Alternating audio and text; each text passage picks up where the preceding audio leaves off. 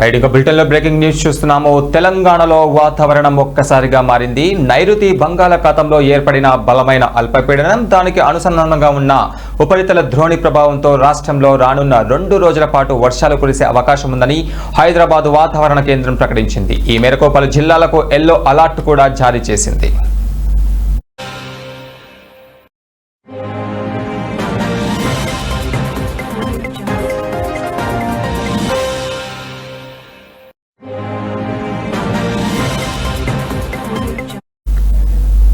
ఇక ప్రస్తుతం సముద్ర మట్టానికి 0.9 కిలోమీటర్ల ఎత్తులో ఏర్పడిన ద్రోణి మధ్య తమిళనాడు, కర్ణాటక మీదుగా మహారాష్ట్ర వరకు విస్తరించి ఉంది.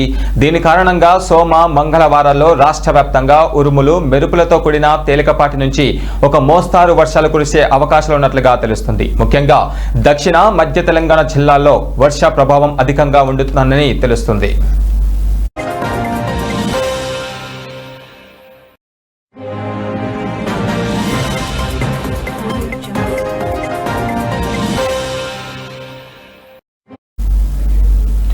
ఒకవైపు రాష్ట్రంలో ఎండలు మండిపోతుండగా మరోవైపు వర్ష సూచన రావడం గమనార్హం. మార్చి రాకముందే గరిష్ట ఉష్ణోగ్రతలు 35 డిగ్రీలు దాటుతున్నాయి. ఈ అకాల వర్షాల వల్ల చేతికొచ్చిన పంటలు దెబ్బతినే ప్రమాదం ఉందని రైతులు అప్రమత్తంగా ఉండాలని వ్యవసాయ అధికారులు సూచిస్తున్నారు.